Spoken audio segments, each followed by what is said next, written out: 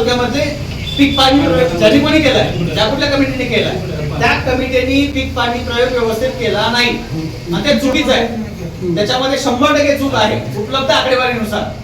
याच्यासाठी पुढील काय असेल ते कारवाई काँग्रेस कमिटी, तज्ञ मंडळाची कमिटी आम्ही स्थापन केली आहे. त्याच्यानुसार त्याच्या सखोल जाऊ आणि त्याची काय असेल योग्य कारवाई करू, न्यायालयीन लढाई लढू आणि 13,000 शेतकऱ्यांना पीक विमा मिळवून देऊ.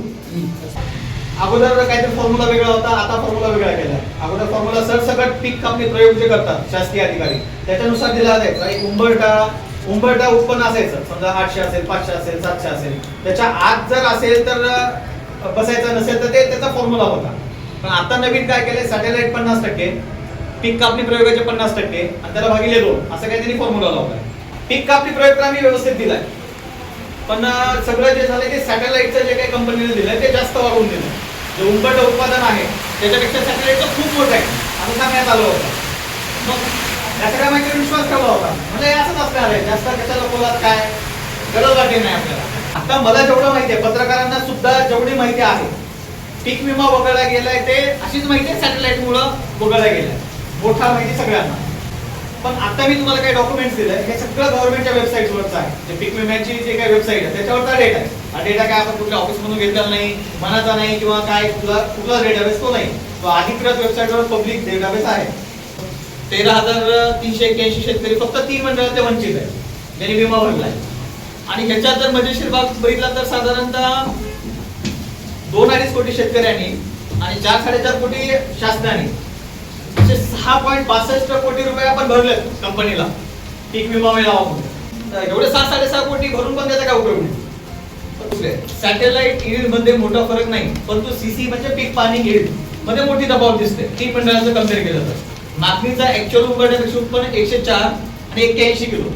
जेवढी महसूल मंडळातले जे गाव आहे फक्त 81 किलो उत्पादन जास्त दाखवलं हेक्टरी, 81 किलो, त्याच्यामुळे वगैरे गेले.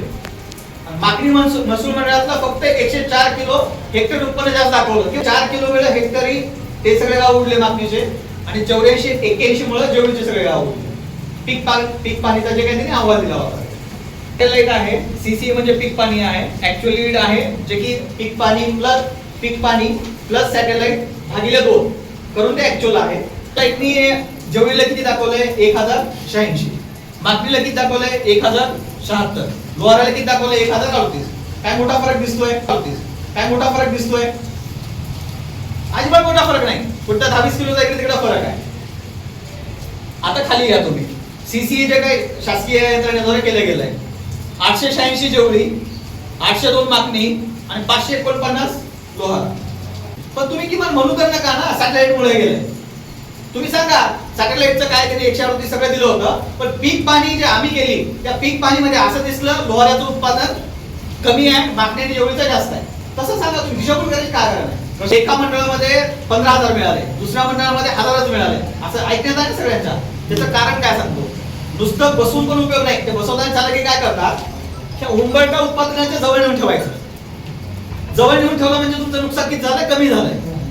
आणि ज्याला जास्त द्यायचा आहे विमा त्याचे तफावत वाढवायची. ज्याची तफावत वाढली आहे त्याला विमा जास्त मिळणार आहे, ज्याची तफावत जवळ गेलाय त्याला विमा फक्त 1000-2000 मिळणार आहे. एक तर हे चुकीचं आहे पीक पाणी अहवाल. पीक पाणी अहवाल बरोबर असं तरी दिशाभूल करायला. दिशाभूल करायची काय कारण नाही. आमचा अहवाल बरोबर आहे, सॅटेलाइट मुळे नाही झालं, पीक पाणी अहवालामुळे झालं, संपला विषय. पीक पाणी अहवाल नेमका शासनाने कुठे केला, कुठल्या मंडळात केला, कोणत्या शेतात केला, त्याचे पंचनामे, त्याचे जीपीएस, ठीक आहे. जेवळीमध्ये केला म्हणजे जेवळीमध्ये कुठे केला? जेवळीमध्ये 10-12 गाव आहेत, 5-6 गाव आहेत, ते कुठे केला, कोणत्या शेतात केला, कोणत्या प्लॉटला केला, कधी केला, त्याची सगळी आम्ही माहिती मागवली. ऑलरेडी तफावत म्हणा काय म्हणा तर बरेच सर आम्ही न्यायालयीन लढाई लढणार आहे.